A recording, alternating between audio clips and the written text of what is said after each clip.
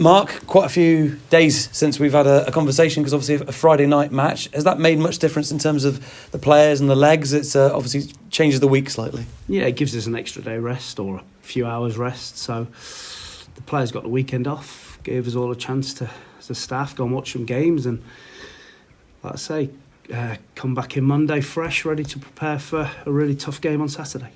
Let's start off by talking about confirmation that McGurk is staying for the season. How big a signing is that for you, and how much does it help your squad looking over the next few months?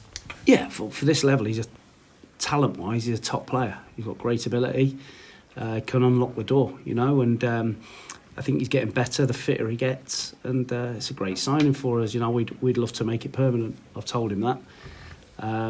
But let's see what happens and see how he does between now and the end of the season. But he's really enjoying his football, and we're enjoying having him.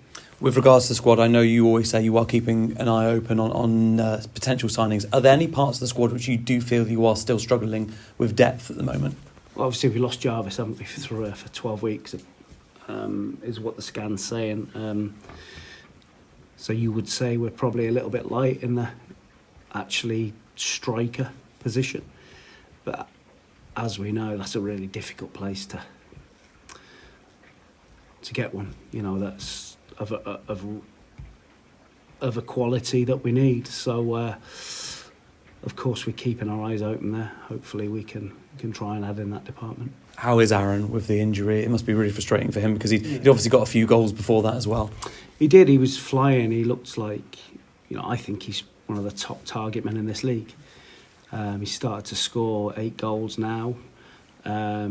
Just unfortunate he's picked it up. He picked one up last year at Torquay, unfortunately, and kept him out for a while. And he's picked one up now. It's a massive miss for us. But hopefully he can. His rehab goes well, and we get him back. For a final push towards the end of the season. How are you looking in terms of fitness and players being available for this weekend? Is there anyone who's definitely not going to be around to play against Rochdale? At the moment, it's just Aaron. Michael Smith's come back in and had a couple of days training. Morgs is back training. He was unavailable on Friday. He got a whack on his calf at Ebbsfleet, so Morgs is back. So yeah, we've got nearly everyone back. I was at the game earlier this season, really late goal for Rochdale. I think afterwards we chatted, probably said 0-0 would have been a fair reflection on the game. Do you think they've changed much since that game back in August? Are you expecting a similar sort of match this weekend? No, it was two good teams that day, chess match, both trying to play with the ball. And they're still the same, really well coached. And you can't just go there and play your own game.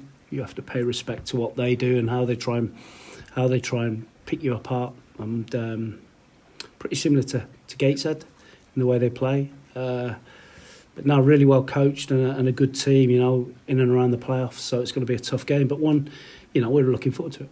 James McNulty obviously spent a lot of time at Rochdale before becoming manager. Is he someone you came up against as a player at all? No, he's a lot younger than me, Jim. But I meant as a manager. You were, when you were managing a side, you might have come up against him. No. It's the first time I think I've managed against Jim. Doing a cracking job. Yeah, got some good players and really well coached. How hard is it to make that transition from being a player at a club and being somewhat of a club legend to then going into the managerial seat? Because he's done it for a few years now. Yeah, tough. I think when you've been such a legend as a player, I think the fans then expect you to be an absolute magician when you become a manager. But, finance, as always, dictate. And they won't be one of the big spenders, I wouldn't have thought. And consistently keeping them up around the playoffs is a good job. Rochdale, for anyone who hasn't looked at the National League, have played a lot less games than anyone else. It is all to do with the pitch. It's now been relayed. Typically there is a storm now this weekend. Do you have concerns about the pitch, or have you been given any information that would suggest it's going to be probably a really good state for the weekend? No, not been given any.